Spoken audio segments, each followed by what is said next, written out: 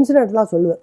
ம் தாத்தா நீங்கள் சந்திரசேகர் அவர் தாத்தா வந்து ரமண மகரிஷிகள், ம் சேஷாத்ரி சுவாமிகள் பார்க்கல, ஞானானந்த சுவாமிகள், ம் சந்திரசேகர பாரதிகள், மாதிரி மகான்கள்லாம் பார்த்துருக்கேன். சரி. தாத்தா நீங்கள் சந்திரசேகர பாரதிகளை பார்த்துருக்கேன். இவர் பெரியவாள்கிட்ட தான் இருந்த 13 வயசுலேயும் தாத்தா பெரியவாள்கிட்ட தான் இருந்த. சரி. நான் கேட்டது என்னன்னாங்க, சந்திரசேகர பாரதிகளை நீங்கள் பார்த்துருக்கீங்களா அப்படின்னு கேட்டேன். ம் பார்த்துருக்கேன்ப்பா. அப்பா அதை பற்றி சொல்லுங்களேன் தாத்தா அப்படின்னு. இந்த மாதிரி நான் சிங்கேரி போயிருந்தேன். அந்த துங்கா நதி பக்கத்தில் அந்த நரசிம்மவனத்தில் சுவாமிகள் இருந்த ம் இப்போல்லாம் பார்க்க முடியாது அப்படின்னு சொல்லி தான் ஒரு குடிசை இருந்தது. அந்த குடிசையில் நான் வந்து அவர் இருந்தாருங்க.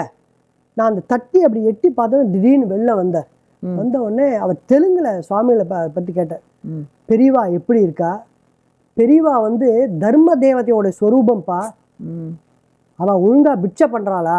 ம் அவளை பார்த்துக்கோங்க.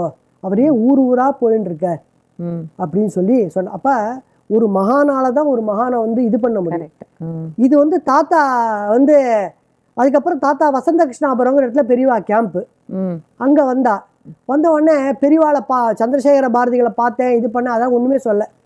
அப்போ தாத்தா பார்த்து பெரியவா கேட்டாலாம், என் பேர் கொண்டு வாண்டா போய் தரிசனம் பண்ணியும் ஆ அப்படின்னு கேட்டாலாம். ஆமாண்ணா. கல்கண்டு கொடுத்தாரா, வாங்கிண்டியா அப்படின்னாரா.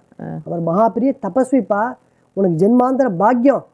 அந்த மாதிரி இருந்தால் தான் அந்த மாதிரி மகான்களை அவளாக பார்க்க முடியும். ஒரு குரு வந்து இன்னொருத்தரை எப்படி சொல்கிறாங்கிறதுக்கு ஒரு சின்ன உதாரணம். நம்ம வந்து ஆதிசங்கரோட பீடத்தில் எல்லாருமே குருக்கள் தான், எல்லாருமே சனாதன தர்மத்தை ரட்சிக்கிறவா தான். யார் வசதி யார் மட்டோன்னு நம்ம இது பண்ணல. ஆனால் எல்லா குருவையும் நம்ம வந்தனம் பண்ணணுங்கிறதுக்காக ஒரு இது சொல்கிறேன். பெரியவா எந்த